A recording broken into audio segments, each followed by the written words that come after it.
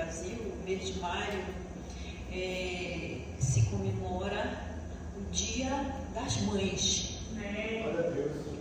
Para nós falarmos de mãe, é necessário que se fale de quê? Que se fale de uma mulher, que se fale de mulher. Por que para se falar de mãe é preciso falar de mulher? Porque o dom de ser mãe, Deus deu única e exclusivamente às mulheres. E a mais ninguém. Então hoje eu quero deixar aqui para você que é mãe. Não importa que mãe você seja. Se você é mãe biológica, se você é mãe espiritual, você é mãe do coração. Você é mãe até de um pet. Não importa. Se você é aquela mulher que está sonhando ser uma dessas mães, essa palavra hoje é para você. Mas também ela é um pouco dirigida para os filhos e para os pais também. Porque a criação de um filho não é só responsabilidade de uma mãe, ela é responsabilidade dos pais também. E é responsabilidade também dos filhos ouvirem e obedecerem os seus pais. Se nós formos fazer uma retrospectiva histórica, nós vamos olhar no início da Bíblia, do primeiro livro, que é de Gênesis, até o quê? Até Deuteronômio, que são os 5 primeiros livros da Bíblia, que esse período aí, Pentateuco, ele nos revela qual era a situação da mulher naquela época. Foi um período que a história de Israel nos remete em torno de 500 anos. Qual era a história, como era que a mulher era vista nessa época, como é que ela era tratada. Nós podemos fazer então uma breve reflexão sobre a situação da mulher desde esse período pentateuco até os dias de hoje. A Bíblia, ela nos revela o quê? Ela nos revela uma história de uma mulher anônima. Por que anônima? Ela era tratada como? Ela era tratada como Sara, mulher de Abrão, Rebeca, a esposa de Isaac, Miriam, irmã de Arão, Joquebede, a mãe de Moisés. É assim que essa mulher era tratada.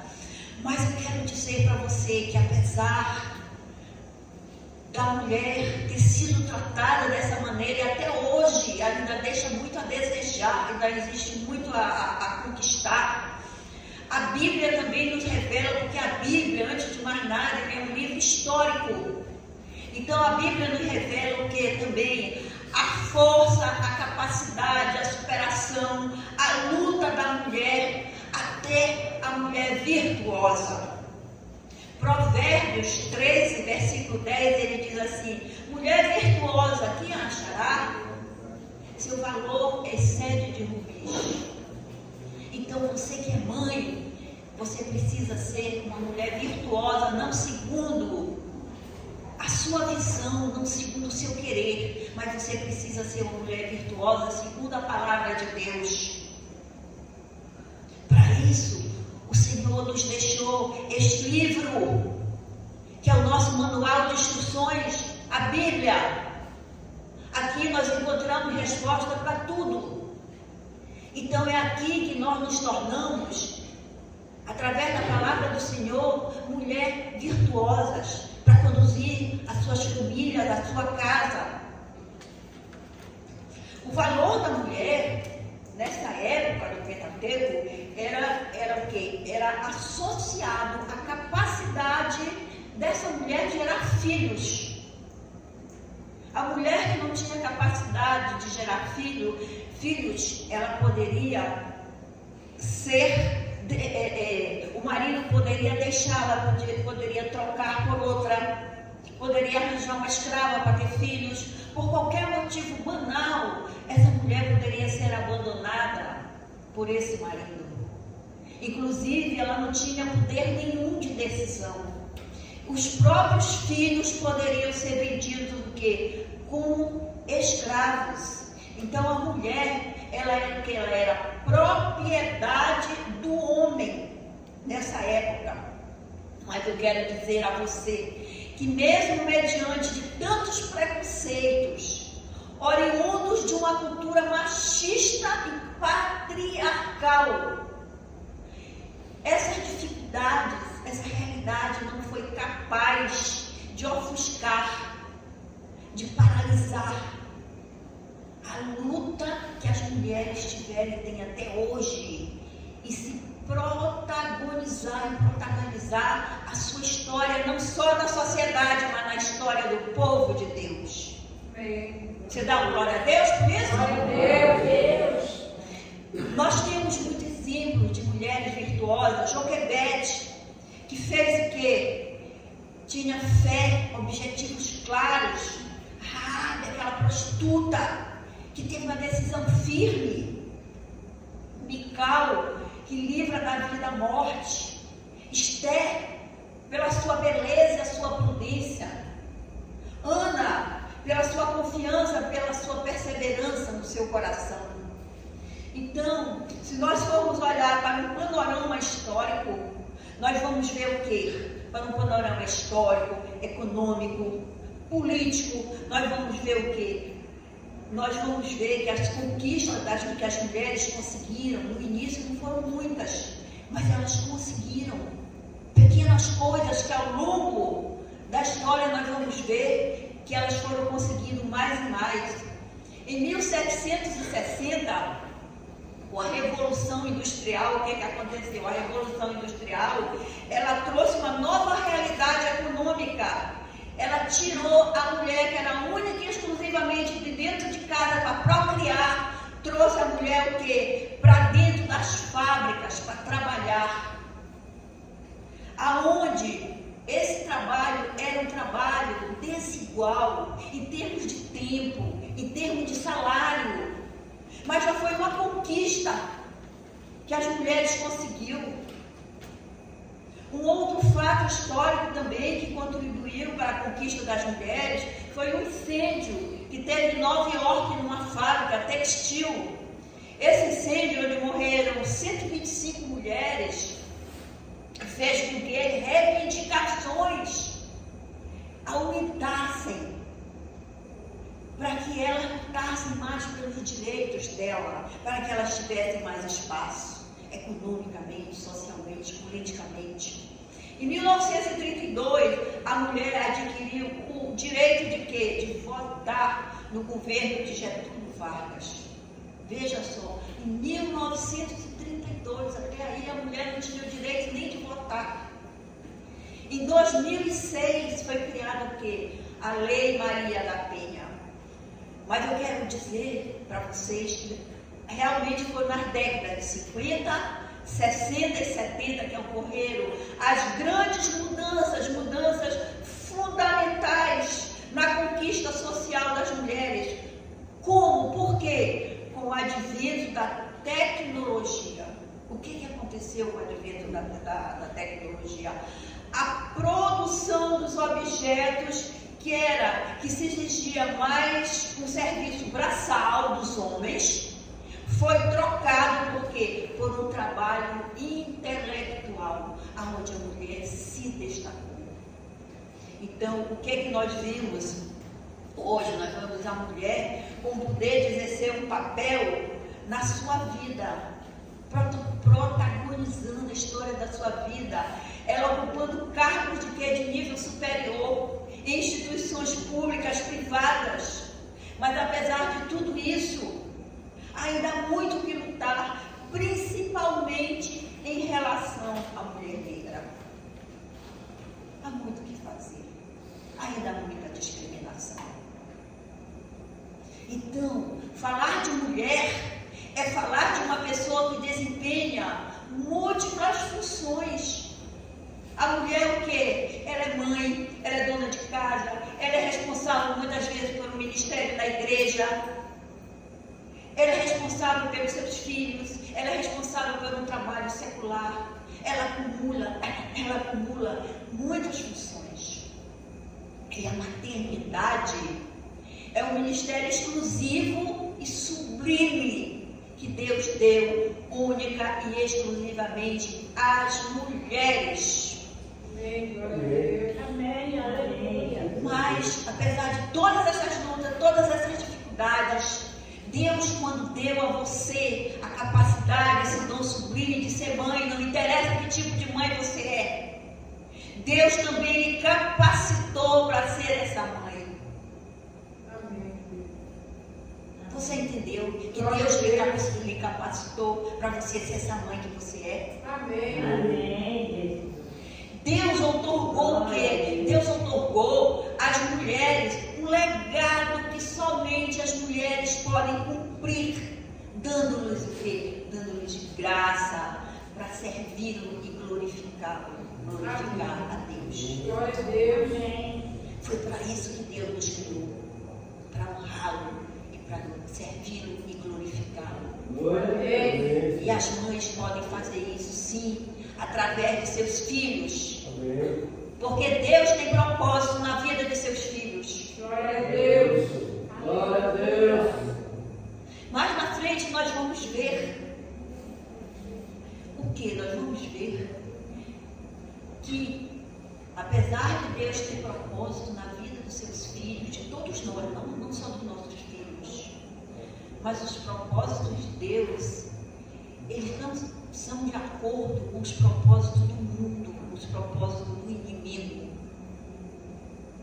Então, mãe, você precisa estar atenta, você precisa estar alicerçada na palavra do Senhor. Glória a Deus.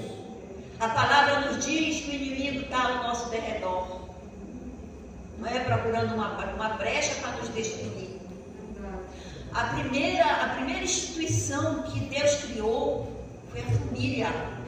Então a família, ela é a base da sociedade. Então o inimigo, para atingir a Deus, ele tenta atingir as famílias através de quê? Através dos seus filhos também. São de várias maneiras que o inimigo tenta nos derrubar. Mas uma delas é através dos nossos filhos. Abraham Lincoln, ele foi o 16º presidente dos Estados Unidos. O que é que Abraham Lincoln já dizia? Abraham Lincoln afirmou que a mãe, ela é tão importante para uma nação. Veja bem, a mãe, ela é tão importante para uma nação, pois a mesma mão que embala o berço é a mão que governará o mundo. A mão que embala o berço do seu filho é a mesma mão a que seu filho um dia poderá ser aquele que vai governar o mundo. Talvez Abraham Lincoln queira dizer o quê? Que ninguém influencia mais uma pessoa do que a própria mãe. É você que gera no seu ventre. Você gera não só fisicamente, mas você gera através de orações. Amém. Glória a Deus. Através de súplicas a Deus. Muitas vezes você ainda nem engravidou, mas você tem esse desejo. E você já chora aos pés do Senhor. Você já entrega aquela possível vida que virá nas mãos do Senhor. Então a mãe é aquela que cuida do seu filho antes mesmo dele ser concebido no ventre, como nós vemos aí vários exemplos na Bíblia, né? De mães que oravam sequer antes de terem sido concebidos no ventre. Mãe é aquela que cuida através de quê? Das orações. É aquela que nutre os seus filhos não só através do aleitamento materno, mas é aquela que é responsável pelo quê? Pelo futuro dessa criança. Que um dia essa criança se tornará adulto e que poderá vir a governar o mundo. Amém. Então, mãe é aquela que é responsável não só por dar a vida física, mas a mãe é aquela que educa, é aquela responsável pela formação moral, Mãe é aquela que é responsável pela formação ética, profissional, espiritual, acima de tudo. Glória a Deus. E pela formação integral dos seus filhos. Glória a Deus. Esse é o papel de você, mãe. Amém. Provérbios 14, versículo 1, ele diz assim: a mulher sábia, ela edifica a sua casa, Aleluia. mas a insensata, com suas próprias mãos, ela a derriba. Amém. Né? Então você precisa ter essa sabedoria divina para você ser essa mulher sábia, segundo a palavra do Senhor. Deus te fortalece, mãe. Deus te fortalece, mulher. Deus te dá sabedoria, mulher. Deus te edifica. Amém. Glória a Deus. Você é um pilar da sua casa. Amém. Amém. Não esqueça disso, que você é um pilar da sua casa, dentro da sua casa. Ser mãe é uma tarefa desafiadora, é uma tarefa muitas vezes cansativa, não é? Mas mãe é o amor mais sublime que existe. Aleluia. É o amor de mãe. O mundo, ele está tão conturbado, não é verdade? Vivemos tão cheios de problemas, de incertezas, ataques a toda hora do inimigo, principalmente nas famílias, né? Por quê? Porque a família é a base da sociedade. Amém. E o inimigo destruindo a família, ele destrói a sociedade. Verdade. Então, é por isso que ele ataca a família, porque a família é a base da sociedade. Nós saímos de uma sociedade, nós saímos de uma cultura, de uma educação moderna, patriarcal. Para quê? Que tipo de educação nós estamos vivendo hoje? Nós estamos vivendo uma educação filiarcal. O que é isso, pregadora? Educação filiarcal. Quem é que manda na sua casa hoje? É você ou seu filho? Seu filho pequenino, vou levar na loja, ele vai escolher a roupa que quer comprar. Levantou agora de manhã, não. Abre lá a gaveta, o guarda-roupa, é ele ou ela que vai escolher a roupa que vai vestir, vai escolher o que vai comer, vai escolher a hora que vai dormir. Ou seja, os papéis se inverteram. Hoje são os filhos que estão mandando nos pais, não são os pais que estão mandando nos filhos. Meu Deus. Então você precisa estar atento, não só você mãe, mas você pai. O que você está fazendo na vida dos seus filhos, o que é que você está ensinando para eles. Você, como mãe, você é um agente não só formador, mas você é um agente transformador na vida dos seus filhos. Glória a Deus. E essa educação que vivemos hoje, é isso que a Bíblia nos ensina, mãe? Não, não é? A Bíblia nos ensina o quê? Que os filhos tenham obediência a seus pais, obedeçam. E por sua vez os seus pais obedeçam a palavra de Deus. Seja exemplo dentro de casa. Não ensine só com palavras, mas ensine também com exemplos, com vivência. Que a gente sabe que a prática, o que você faz é muito mais importante do que o que você diz para os seus filhos. Mãe, Deus te deu graça, Deus te deu sabedoria, Deus te deu o dom de ser mãe, para educar os teus filhos. Como? Educar os teus filhos nos propósitos de Deus.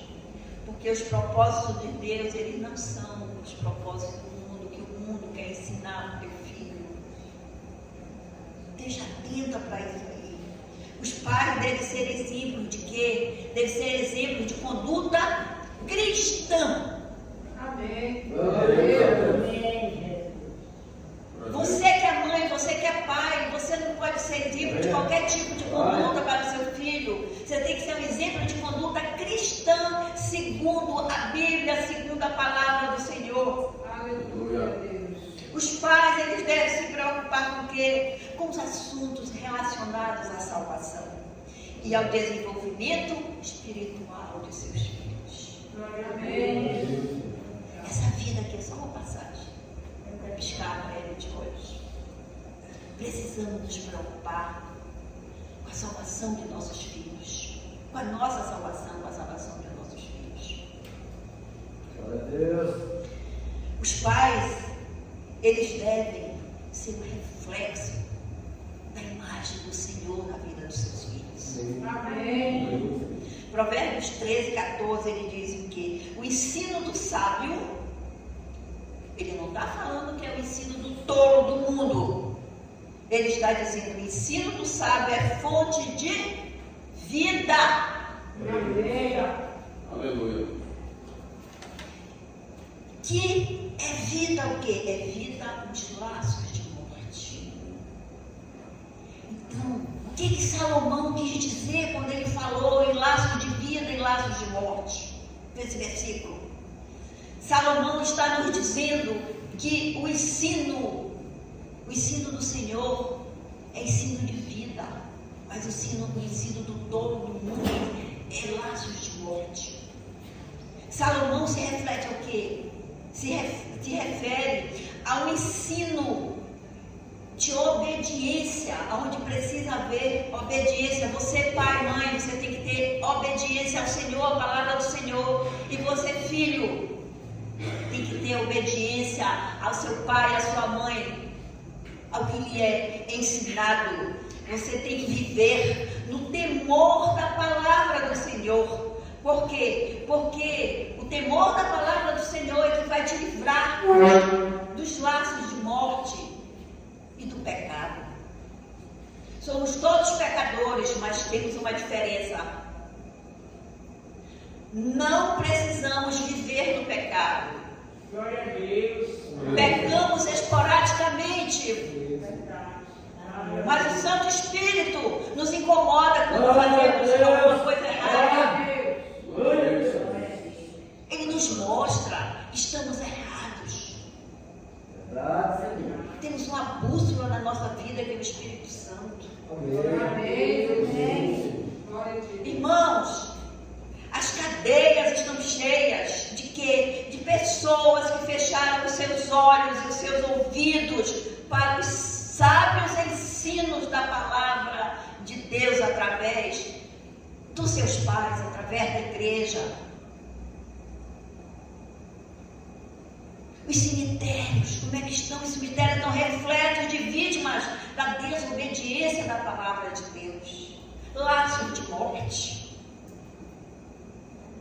Há muitas armadilhas perigosas que a vida nos oferece. Armadilhas de morte, laços de morte, atrativos, prazeres da carne, vantagens imediatas. Você sabe por quê? Porque o pecado é prazeroso, é gostoso.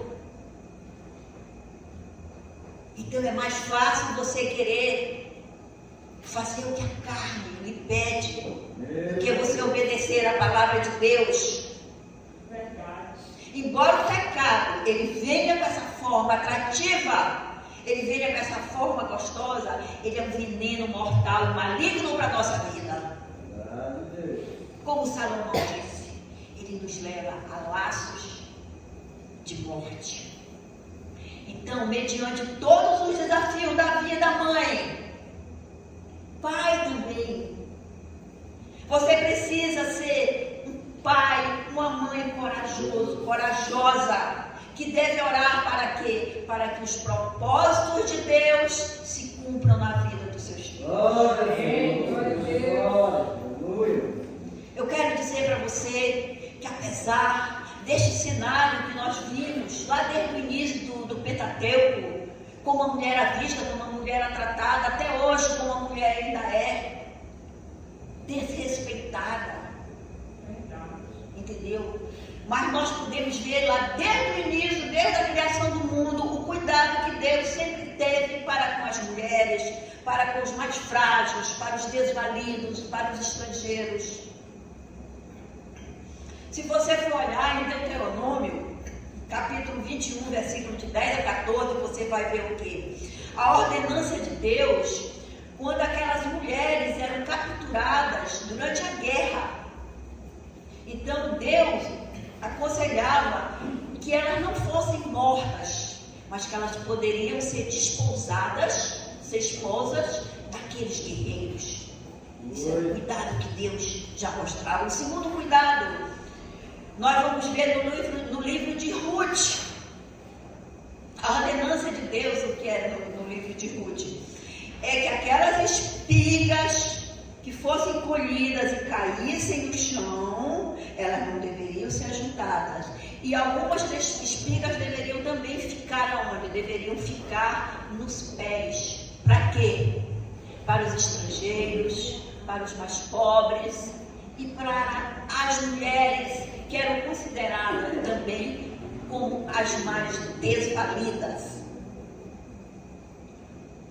Um terceiro momento aqui, que nós vemos o cuidado de Deus para com os mais frágeis, para com as mulheres, é em João 4, capítulo 4, ele diz assim, ele fala sobre a mulher samaritana, entendeu? No contexto histórico daquela época, um judeu não poderia falar com uma mulher. E o que é que Jesus faz? Jesus era judeu. E o que é que Jesus faz com aquela mulher samaritana? Ele fala com aquela mulher. Então, nós vemos duas coisas aqui que Jesus fez. Primeiro, ele fala com uma mulher, que para o judeu não se poderia falar com uma mulher publicamente. E em segundo lugar, Jesus está mostrando que não interessa a nacionalidade dessa mulher, que poderia sim se falar com essa mulher. Então essas duas coisas nós percebemos quando Jesus fala com aquela mulher samaritana. Um outro momento que nós podemos relatar sobre os cuidados que Deus tem é em Atos capítulo 1, versículo 14, quando ele diz assim, todos perseveraram, veja bem, todos perseveraram unanimemente em oração com as mulheres, com Maria e com Jesus, com seus irmãos e com Jesus. Então, ali, Jesus não excluiu as mulheres no momento da oração. Mais uma vez, você está vendo o cuidado de Deus com as mulheres. E finalmente, um quinto item que eu coloquei aqui do cuidado de Deus foi com o advento da igreja primitiva. O que aconteceu? O advento da igreja primitiva, ela trouxe o cristianismo. E com ele, com o cristianismo, veio o quê? Veio a ideia de que perante Jesus somos todos iguais. Amém. Não existe ninguém melhor do que ninguém. Somos todos iguais. Glória a Deus. Glória a Deus? Amém. Então eu quero dizer para você, mãe, que Deus tem promessas na tua vida. Deus tem promessas, tem propósito na vida dos teus filhos. Muitos de nós passamos por muitos momentos de desalento, de desânimo, muitas vezes até a perda da fé. Mas eu quero te dizer, não deixe que as dificuldades, os problemas te abatam. Faz um novo renascimento, faz uma nova aliança com Jesus. Faz uma nova aliança com o nosso Senhor, que Ele é dono do ouro e da prata. Ele é que vai te garantir a colheita no futuro. Ele vai te dar certeza de vitória.